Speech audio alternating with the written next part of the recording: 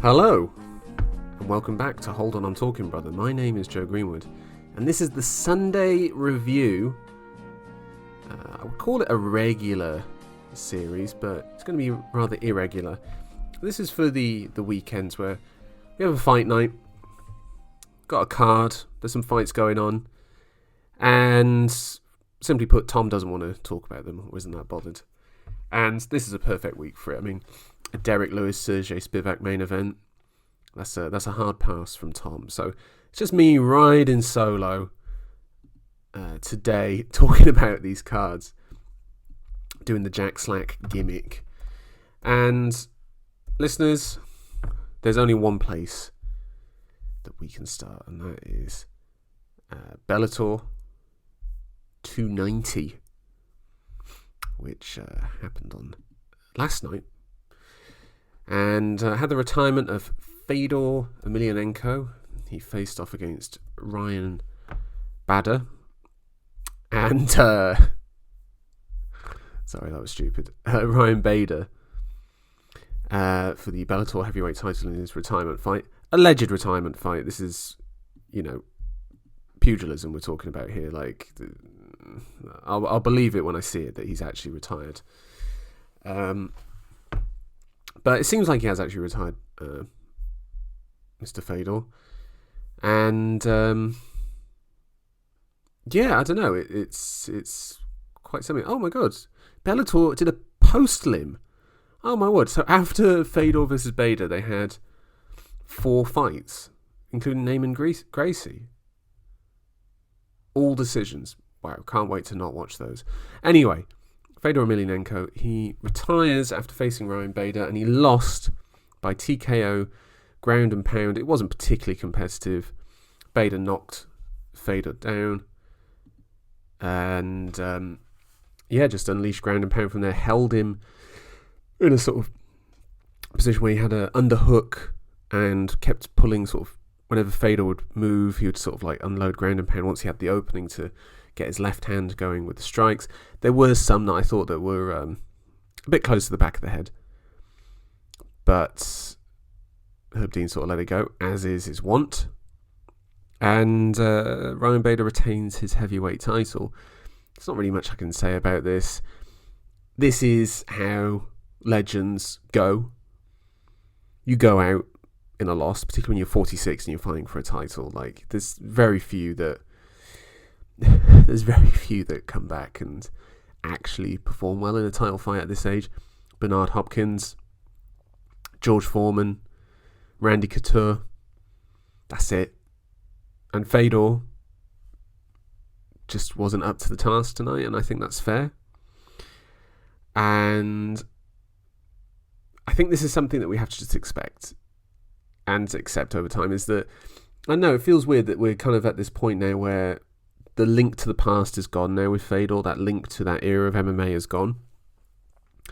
And that if we see these guys now, or the next wave of guys that are going to be retiring in the next few years, you have to expect the same sort of thing, which is you going out on your hands and knees with absolutely nothing left as a younger man is stood over you celebrating. Like, that is what we just have to expect. And we've had a few in the last year. The Frankie Edgar one, where Chris Gutierrez really smashed him, to be honest. I kind of want to know what Gutierrez is going to do next, but whatever.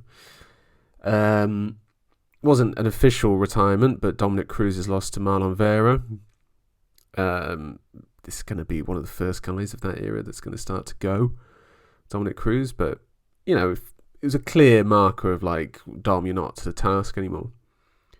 But Fedor, it's just different. It's just different because it's a link to a culture of MMA that is just gone now. Like, the fans waiting for the DVDs of Pride. Kind of the link for me is more like the DVD-Rs that I would get of that time, mostly of Pro Wrestling Noah being my favourite promotion of that time.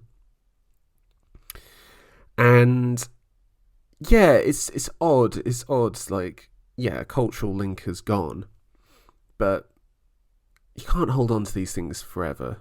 You have to let them go. And I'm not really one for nostalgia. Like, it would have been nice if Fedor had won. But let's be real. I think you have to move past these guys. And I respect the fact that he tried to go for it in his final fight. It wasn't like, I'm going to go out with like an easy win, which he could have done with the Timothy Johnson one in Moscow. It would have been a great way to go out.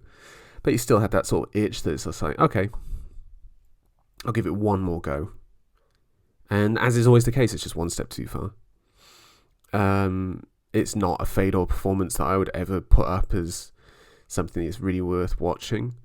I do think Fedor in this retirement now, despite what Dana said, where he said Fedor never tested himself. I mean, Fedor was the undisputed best heavyweight of his era. I think the greatest heavyweight of all time.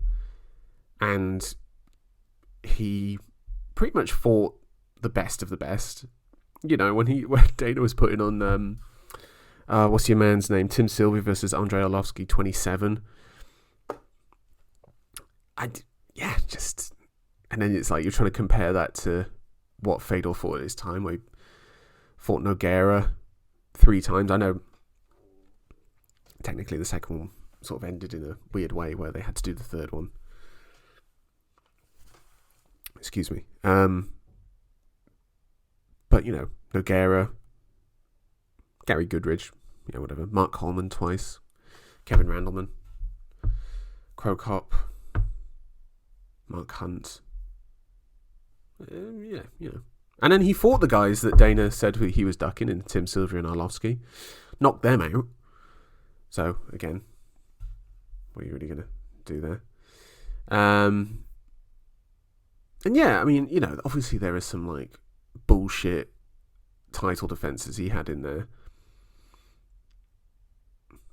You know, Chishoe Kosaka, for example. Zulazinho, for example. But most combat sports champions have those. You still get those in the UFC, for God's sake. Aljamain Sterling versus TJ Dillashaw, in retrospect, being one of those bullshit fights, but hey ho. But I think Fedor retires legacy intact even before this fight. I think the greatest heavyweight of all time. The greatest run that a fighter has ever been on, most likely. I mean, you know, his first initial run, that first loss wasn't real. So, realistically, went into that Verdum fight 32-0. That surpasses anyone for me, considering who he fought in that time. So, yeah, the greatest run in the history of the sport, in a division which classically is not a great one, but at that time was. And yeah, I think there's really not much debate there. I just feel that whenever Tom is on talking about Pride or Fedor, he just doesn't have that. Just doesn't have that link to it. Maybe, I don't know. Maybe he just didn't have that interest at that time in Pride. I've never really gotten into it with him. Might be worth doing at some stage.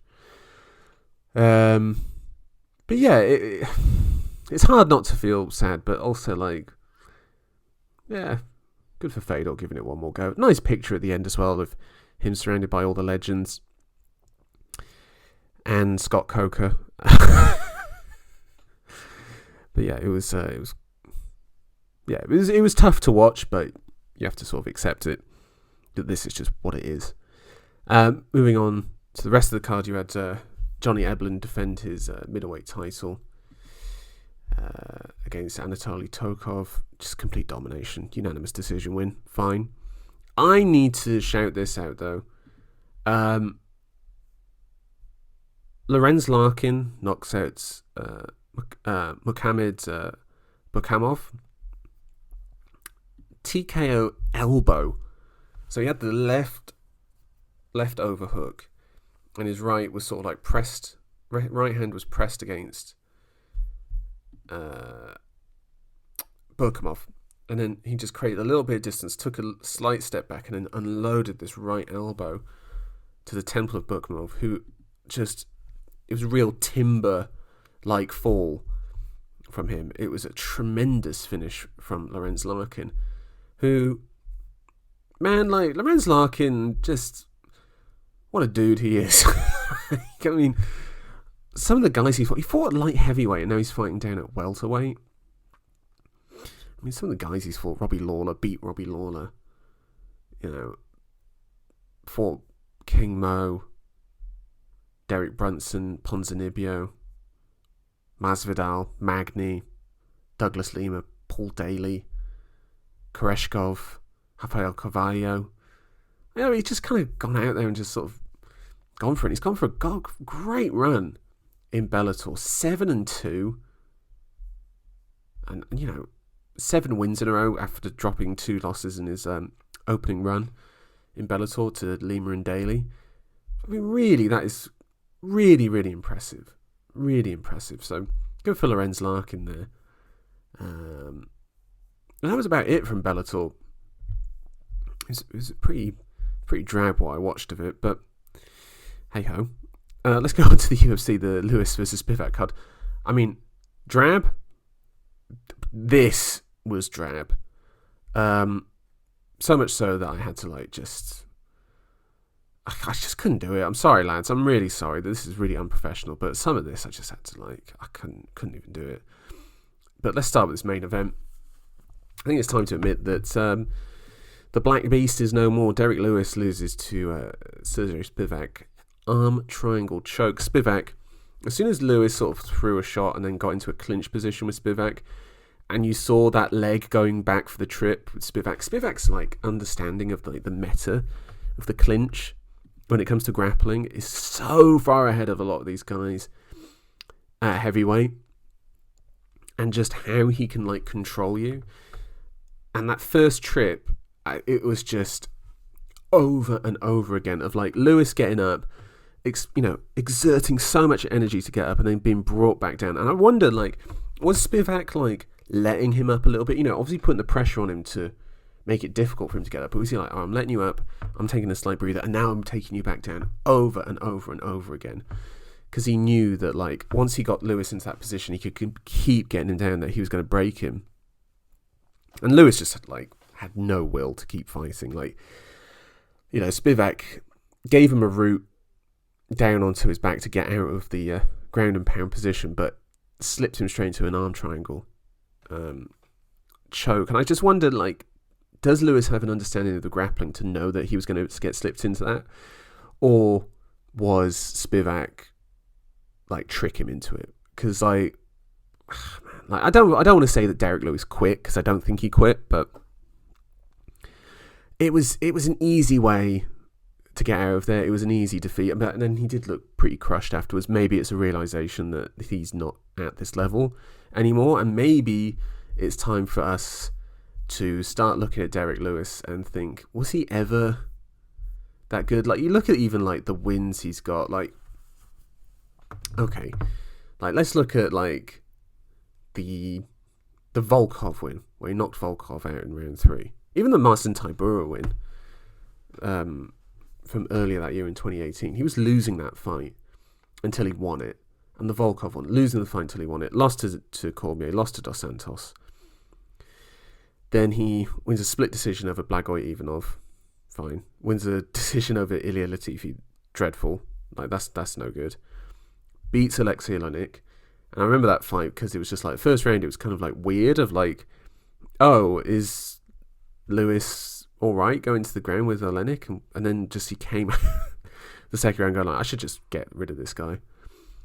And then it's this recent run where, he beat Curtis Blaydes. He landed that hellacious uppercut that knocked him out. Stiff. Couple ground and pound shots from there. But he was losing that fight, and he was losing it on the feet. If Blaydes just kept it on the feet, he would have finished him. And then fought Cyril Gane, who as a striker is just so much more advanced than Lewis. And again, just did what Blaydes did without the takedown attempt and just picked at him. The Dorcas win, fine. But then it's Tuivasa Pavlovich, they just got him moving backwards, finished him from there. And when he came in, he got them from there. I remember the Tuivasa one where he threw this huge right hand that just landed on Lewis, which rocked him, and then also got Tuivasa in close to then throw the elbow to sort of finish him from there. Pavlovich just ran through him. And then Spivak, he Lewis was going to come forward, and Spivak knew that. But he knew that if he could get him to miss and get him into that clinch position, he could then sort of take him down from there, which is what happened. So it was one of the times where he's actually gone forward, like in recent times, since the Oleinik fight, which was August 2020. So we're coming up to like 2.5 years since he started going forward, or since he last really went forward. That Dorcas win, I'm sorry, but like Dorcas is no good. Like, really, it's just not good. And I just think that this is like not the promotion for him. It's Bellator. Like, stick him in Bellator. He'd be great entertainment there. Could give him like the appropriate fights for him. Because otherwise he's just going to get put through the meat grinder here in the UFC. And I just don't think it's for him. I know he's fought in Bellator before. He lost. When was that in his career? Was that like his 6th fight or something like that? Yeah, look, Tony Johnson Jr. lost a unanimous decision before he then went back to the sort of Texas regional scene. But yeah, it just has a stink of Bellator to him. But he finally went forward, but he went forward against a guy who wanted to get into a clinch position. Yeah, just pretty poor from Derrick. Because really, if he just went counter-striking and tried to bring Spivak into his range, maybe he could have got something done. Maybe he could have lasted a bit longer. But he just doesn't have enough there. He just doesn't have enough in terms of his striking. He doesn't have enough in terms of his grappling, that he's just going to get found out over and over again now. And yeah, he'll get some wins if he stays in the UFC. Well, at least I think he will. No guarantees of that. And I just wonder if, for his own sake, maybe he should ask for his release, or maybe he should try and get a win and then ask for his release. It's a tough run, man. It's a tough run to go on, but yeah. As for Spivak, I mean, let's look at the UFC rankings. This stage has got to be looking at, top 5 guy? No? Like, am I off with this? Blades? Maybe? Man, Pavlovich is number 3. God almighty. Where is Spivak? Spivak is 12. He's beat number 7, Derrick Lewis. Oh, Aspinall, Spivak. Yeah, that makes sense. Although they've fought and Aspinall beat him quite convincingly on the ground. So, actually, maybe not for Spivak. Maybe he doesn't want to go back there. They'll probably end up fighting again due to the fact it is heavyweight. By the way, Jailton Almeida now ranked at heavyweight at number 14. Woo! Man. Some of those guys are probably looking at that going like, no thank you. No thank you. Rest of this card, started watching the co-main of Devin Clark and Darton Jung. I was just like, I can't do this. Skip to the end. Devin Clark winning by unanimous decision. Jung, you're a jabroni. Get out of there. Dooho Choi versus Carl Nelson ends in a draw, mostly because Dooho Choi headbutted Nelson on the ground. It was deliberate, not deliberate, as in like he put his head there and then collided heads, but it wasn't like a deliberate sort of like, I'm going to headbutt you sort of thing. But I think it was correct. If he hadn't have done that, would have won by a unanimous decision, because Kyle Nelson is no good. So yeah, but boring fight. Didn't watch the Road to the UFC stuff because I'm not a sadist, and yeah, got better things to do. Unlike you, who is listening to this. Right, let's wrap this up. Me and Tom are going to be back. Episode should drop on Wednesday, and it's a preview of UFC 284 Makhachev versus Volkanovski for the lightweight title from Perth, Australia. Volkanovski fighting on home soil, going up a division. We'll get into the news. Dana hilariously not knowing who the lightweight champion was. Couldn't remember Makhachev's name when trying to promote this. Let's talk about it as well, just very briefly. Dana White, not a very good promoter. And probably doesn't want to be there anymore. Just put that out there. Right, listeners, thank you so much for joining me for this very brief going through the results here. This is kind of what you can expect from the Sunday review. You're getting 20 minutes. You're getting 20 minutes of me going like, that was crap, that was crap, that was all right, this guy sucks, all right? But to leave you on a high note, I'm gonna drop a song here. Derrick Lewis, this should be the last time that we hear it in the UFC, but what a banging song you walk out to. This is Fat Pat with Tops Drop. Enjoy, listeners, and we will be back on Wednesday for a full show of Hold On, I'm Talking Brother, previewing Makhachev versus Volkanovski. Get hyped. See you later.